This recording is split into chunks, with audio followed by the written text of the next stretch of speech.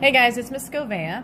I am having to do a makeshift video here because I could not find a second video that I liked.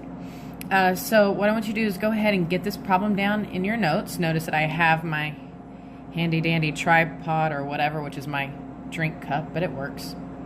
So go ahead and get this problem down in your notes. Give you a minute, pause if you need to. And then what I want you to do, if I ever do one of these with you, is I want you guys to pause me, try to do it on your own, and then check it afterwards. I'll give you tips and tricks throughout it that you may not necessarily find on the other videos. So, first off, if I look at this, I need to go ahead and I need to combine like terms, kind of the same way that we would do it with addition. If I actually looked at this here, if I was adding things together, I would obviously put the 4 and the -2 together, and then I would obviously do the x's, the x squared and the x cubed, and the y would be on its own. Now that's if I was doing addition and subtraction, which we're not doing addition and subtraction, so we're going to end up doing all multiplication. Again, that's what that little dot is for there. We're going to multiply the whole thing. Since all of these items are side by side, that means we're multiplying. So we're doing 4 times x squared times y times -2x times x cubed. Now because of the commutative property,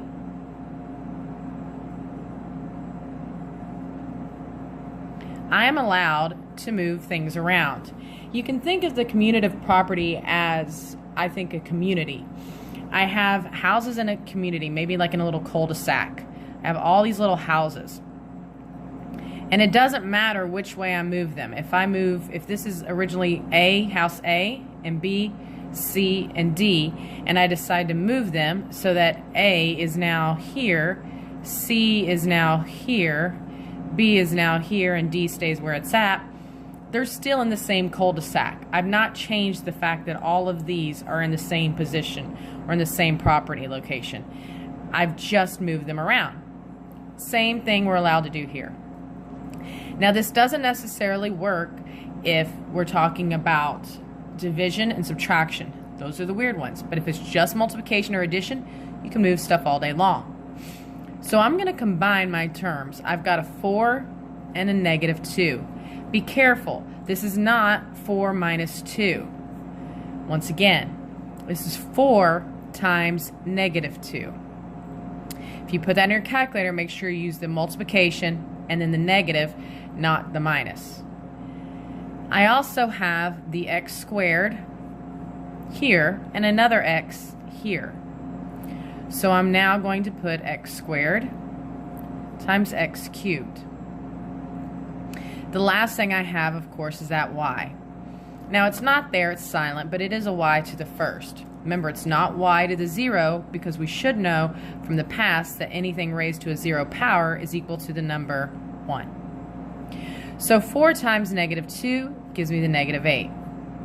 We should remember that when we are combining like bases together, we're actually going to add the exponents. So it's x squared plus 3 and the y to the first. Once simplified, I have 8x to the 5th y. Again, this is simplified. So we first did the commutative property, combining like terms, and then we used the laws of exponents, and then we simplified. Now notice I did not put the 1 with this y, and also notice that my variables are in alphabetical order.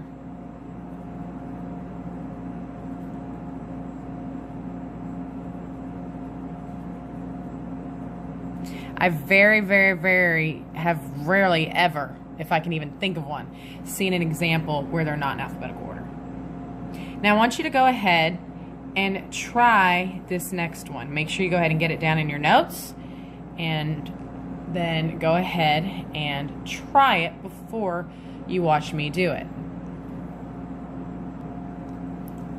Alright, so here we have plenty of like terms again. Once again, side by side is multiplying, so I'm just going to throw in my little dots to remind myself that I'm multiplying.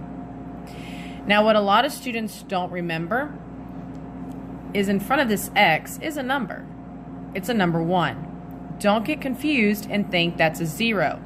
Otherwise, you would be doing 0 times 5 and getting the number 0, which again is not correct.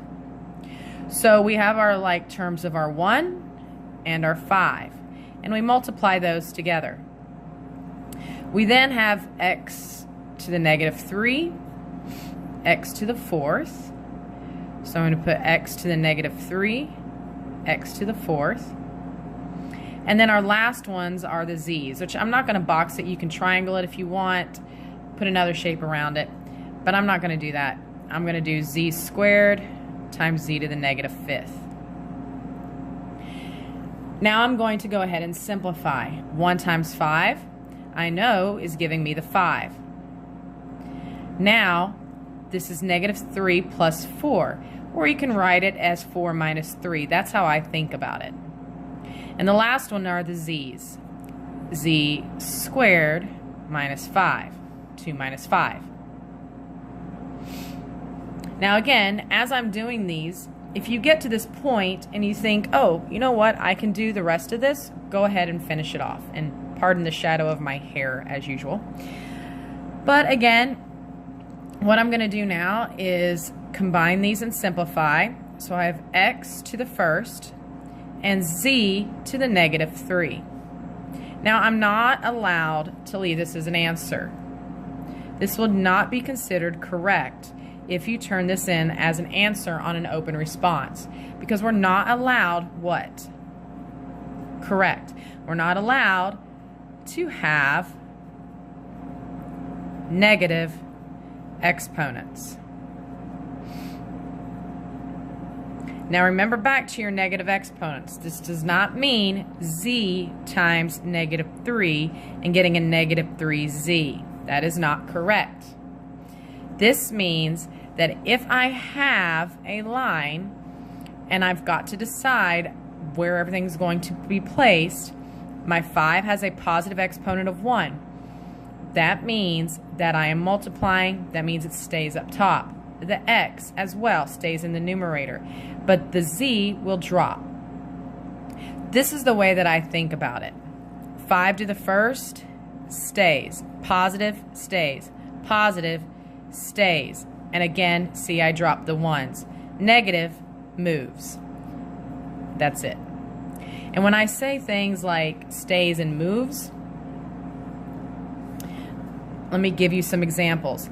If I had, say for instance, x squared divided by y to the negative 3rd, I could then say square is positive, it stays.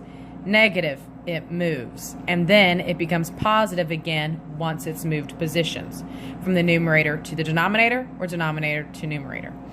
The big mistake here is students think that because it's a positive, it has to stay in the numerator. That's not the case. If I had the example x negative 2 divided by y cubed, the x has a negative, so you know it has to move positions. The y has a positive. Doesn't mean it comes to the numerator. It remains where it's at. If there's nothing in the top, it's not a 0. What is it? Yep, it's a number 1.